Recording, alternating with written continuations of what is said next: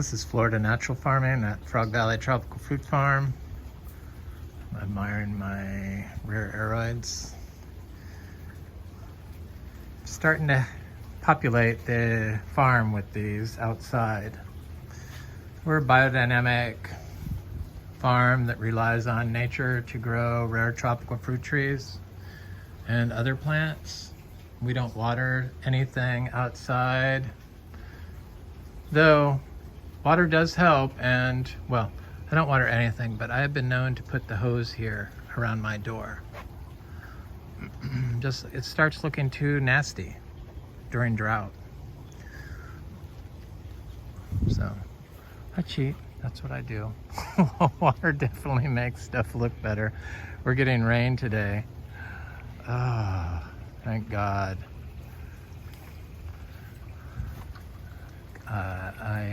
The Gulf Coast. I hope everyone stays safe and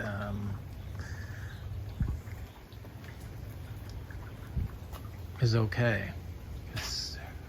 Hurricanes are kind of scary. I was living in New Orleans during Katrina, so I know a thing or two about hurricanes. It's like one of my favorite philodendrons, Philodendron Sharonii mascara. It's looking good, it's growing up. And Tenu. This is Tenu CF, Philodendron. Gorgeous blue leaves. This is a cross from them, so it's a hybrid. These are all like juvenile forms of the leaves, so they got a ways to go. I think I have about 70 philodendrons now, about 20 monstera. Is it 20? 15, 20 monstera. I gotta count them. I should do a monstera video. So, philodendron luxurians is one of the hardest philodendrons, but it came with that like stuff on the original leaf that was like fungicide or something. So when I see plants that are like that now, I cut the leaves off right away on the philodendrons for sure, and start over. So I watched this thing by the University of California TV is what it is, UC TV, and on YouTube, and by a Dr. Abrams, MD, and it was on cancer and how to prevent it and stuff. And it was all about nutrition and diet, and he's really smart, and I just believe everything he says. It's just rarely do I believe everything somebody says, but for some reason that guy, it comes off as truth to me. So like hang on every word. I loved it. It was a very informative thing, and it's kind of where I've been trying to steer the YouTube content towards food as medicine. I got a little sidetracked with the real estate, and it drove the content towards money, and it was just like, I don't know, I didn't really like it. It was exciting, but it's not the direction I want this farm to go, because I think the potential here is a future source of healing for Florida and for Floridians. And one of the first things the show Dr. Abrams talked about, he listed all these things that were good, like plant-based diet, green tea. It was like 5 things. I can't remember all of them. But green tea was one of them. And it's like,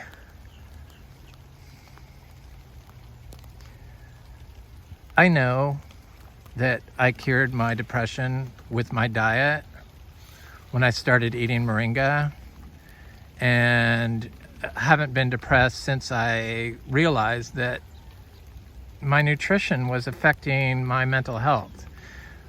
This is more than 3 years ago. I've been taking moringa every day since then. I was doing it twice a day, but I only do it once a day. I haven't had a problem. getting anxious or being depressed. I was just looking at this kwai muck. But what I have added recently, because of my YouTube channel, is the fruit leaf teas. And because people, they make tea from leaves. But what everyone does with teas is they just make a tea. I made a mango leaf tea. Or I made a, sorrel leaf tea.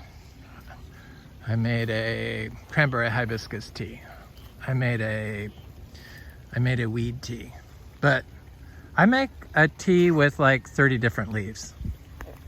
It's a combination of stuff from around the farm. 30 different species. And I don't know. They work. It does something. I can tell a difference. I tell a difference in my skin. That was the first thing I noticed. My skin stopped having dry spots. That's just me. I don't know for sure what did it. I mean, I can't make these wild claims. That's just on me, what I noticed. Looking at this kwai muck fruit, there's so much delicious looking fruit on here.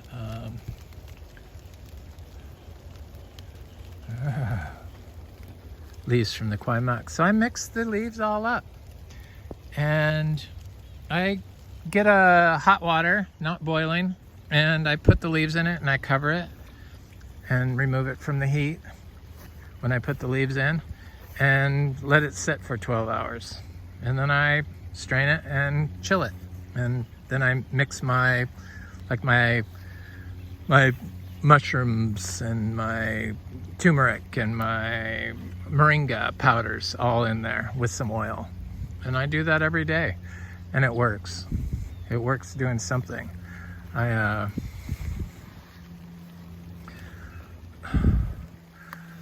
had so much inflammation before I listened to this Dr. Abrams speak in another university, California television TV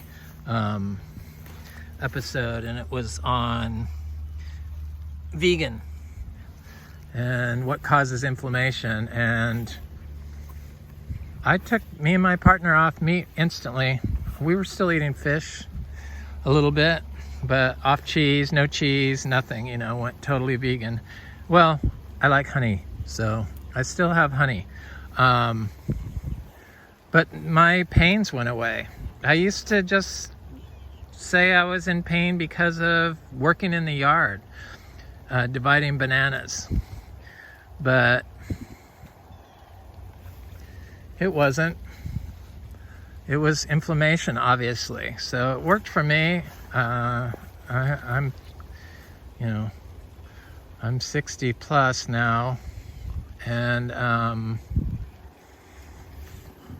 just look at all the mushrooms that are everywhere. And when I was younger, I didn't worry about it, but as I got older, I started I was in pain. All my friends that are still around, my age and a little bit older, I guess, not much, but just a little bit, but around my age, that kind of never started paying attention to what they were eating, they all have inflammation problems. Get operations, it's just, we are what we eat. Food is medicine, and we need to connect the dots and really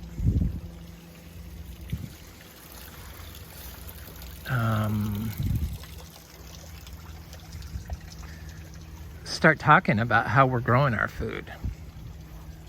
Because I don't think food can be medicine unless it's grown naturally, as close to nature as possible. That's the only way you're going to get the health benefits from it. And just because it's organic doesn't mean it's being grown in the best way. That's why we're Biodynamic certified.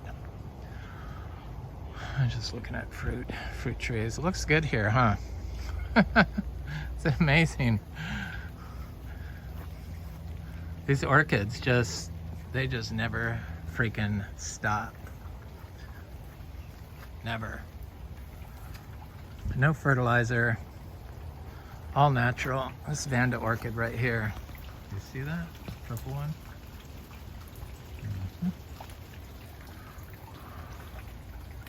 Florida's amazing. It's amazing.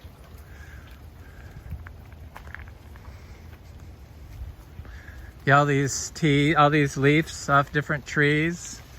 And what I would do is I would go to the National Institute of Health to see exactly what phenols are in there. You know, what antioxidants or bioactive compounds are in there. And if it has some bioactive compounds, it's probably been studied at least once. So you can kind of see what you get. And then by just having one small representative diluted in water, I've never felt any adverse effects. So nothing I have made a tea from has gotten me sick or anything. But you know, I don't put like stuff I'm not unsure of, like the spiral ginger, which isn't really ginger and probably has too much calcium oxalate in it. Probably isn't the best. But culinary gingers, yes, the leaves are excellent.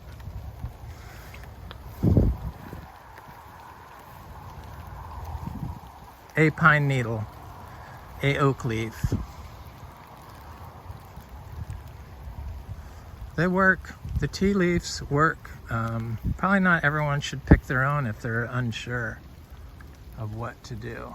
But I think it's just an untapped source, unexploited source of botanical pharmacopoeia that it just seems like a natural progression to go in, since the medicinal marijuana people have completely exploited that market in order to grow that market more. Because I believe, like the Garcinias, that have their own phenolic compounds named after them, like this Garcinia brasiliensis,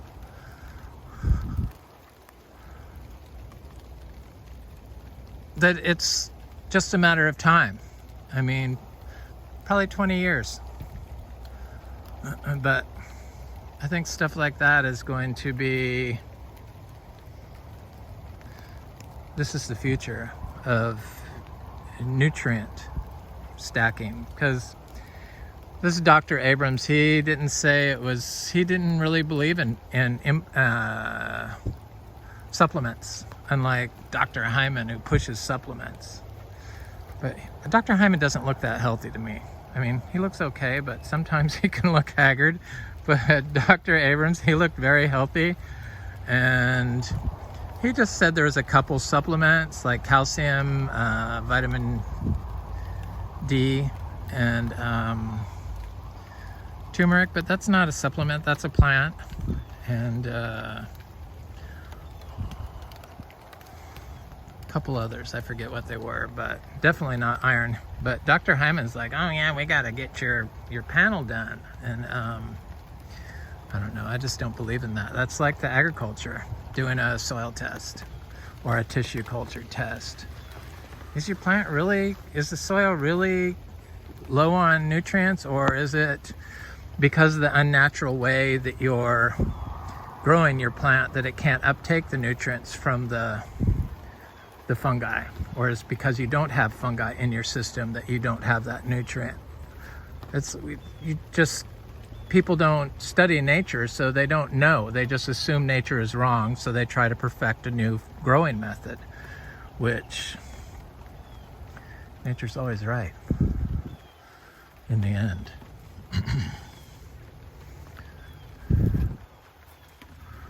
Yep. Yeah.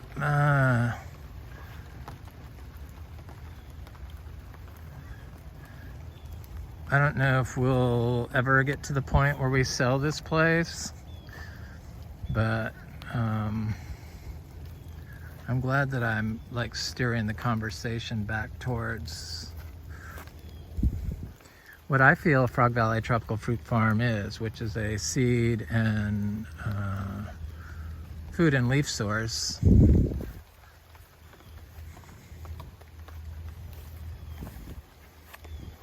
to help grow and regenerate Florida and Floridians. That's what I think the future here is. So I got 10 of these bananas divided and planted. I'm trying to see where they were. Where did I plant them? Oh, I know where I planted them. I planted them in here. Yeah, that's a new one right there. I'll look at it. Looks good.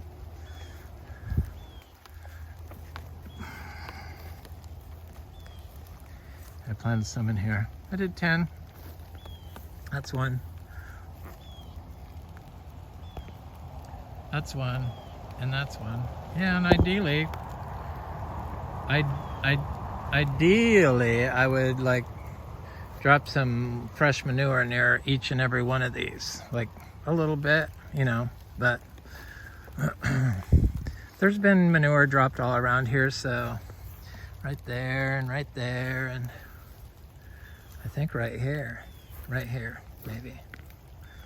Can't see anymore, but so it'll get it eventually as soon as I get back over here.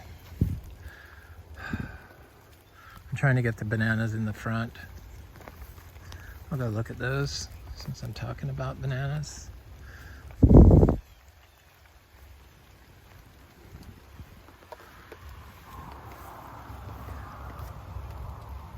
Just floored by the fungi here in at this farm.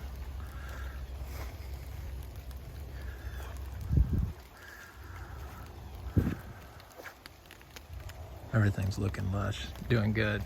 All these tropical fruit trees. I saw some ripe sugar apples along the driveway when I was driving in the other day, but I was too lazy to go pick them, so they've probably fallen off by now. I can deal with my fruit. I have the help from the critters and the birds, and I could just collect seeds. That's amazing that this mango still has leaves on it from January when it froze. Still. Dead leaves. Yeah, this should have a whole strip of mangoes through here, but they all got froze 2 years in a row. It's like right there you can see a remnant. That's the compaction. Definitely it's the compaction. So compaction is causing your tree to freeze and your tree to die in the drought and your tree not to grow. Tree that gets affected by insects. There's a mango. Can you see it? I can. I realize that in my videos, it's a lot of it I'm just geeking out over, I guess that's the word. I'm like, I mean, who really knows what Inga is when I'm rambling off? People don't know what I'm talking about when they're here, so I'm sure online, there's the mango. Online it's the same way. It's like, what is this guy talking about? These mangoes are looking good.